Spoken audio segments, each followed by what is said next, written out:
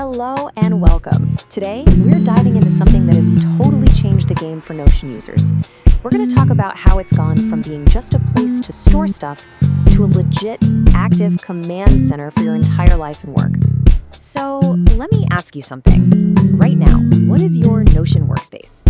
Is it just a really pretty but kind of passive digital filing cabinet?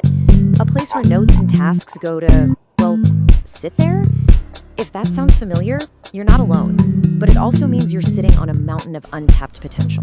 Because the whole point of this explainer is to completely flip that on its head. We're going to show you how to turn Notion into a true command center, a place where things start, not just where they get stored. All right, let's get into it. We're about to unlock the real power that's been hiding just under the surface. And trust me, this is a total game changer. But first, we gotta look back at the old problem, the pain of the past that so many of us have felt. For years, trying to automate Notion had a huge catch. So the promise of Notion was always this all-in-one workspace, right? But the reality? Well, for automation, it was kind of painful. If you were using a tool like Zapier, you were stuck with these slow, delayed automations that could take forever to actually run. It just shattered the dream of having this seamless, connected system. And the reason it was so slow comes down to this method called polling. Basically, your automation tool had to keep asking Notion over and over, hey, is there anything new yet? How about now? Anything? It was literally like hitting the refresh button on your browser again and again and again. So inefficient, so delayed, and just a massive energy drain. And you could really feel this frustration in the community.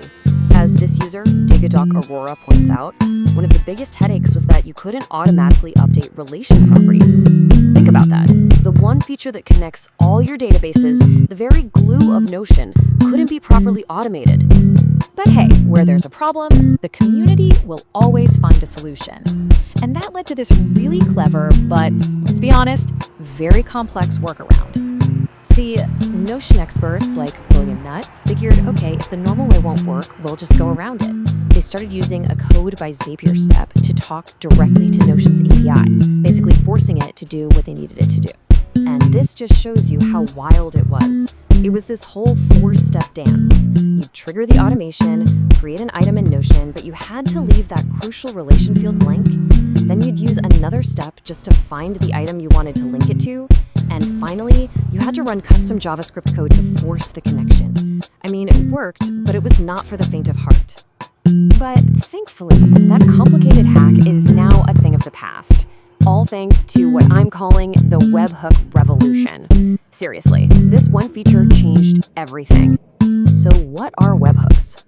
Forget about polling. With webhooks, Notion doesn't wait around to be asked if something changed. The second an event happens, like you click a button or update a property, Notion instantly sends out a push notification with all the data.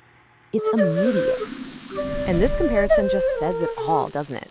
We went from a slow, wasteful poll system that was always checking, always asking, to an instant, efficient push system that only acts when something actually happens. The difference in speed and what you can do with it is just night and day. Okay, enough with the theory. Let's see what this instant action actually looks like. Here are two wow workflows that were pretty much impossible before webhooks came along. So first up, picture this. You've got a great idea for a piece of content in your Notion. You click a single button on that page and boom, a whole chain of events just happens automatically. And look at everything that happened in a split second. That one little click scheduled 3 different videos, created and assigned all the subtasks for them, spun up a new Google Drive folder and linked it right back to Notion, and even intelligently figured out the best day to schedule it. Now that is Notion as a launchpad. Or what about this one? A workflow that so many of us have struggled with, managing all your client invoices without ever having to leave your Notion dashboard. Right from a single page in Notion, you can now press a button to create an invoice in Stripe, press another to email it to the client, and send a Slack alert to your team. And then the system automatically puts the invoice link right back into Notion for you. Have to cancel it? Yep, there's a button for that too. Your Notion page is now the remote control for your whole financial process.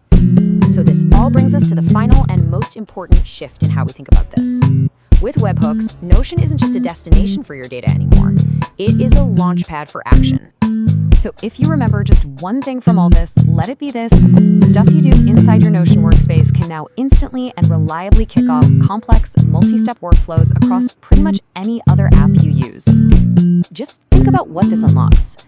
A button that kicks off an entire client onboarding process, automatically creating all the folders and docs for a new project, updating your CRM from your meeting notes.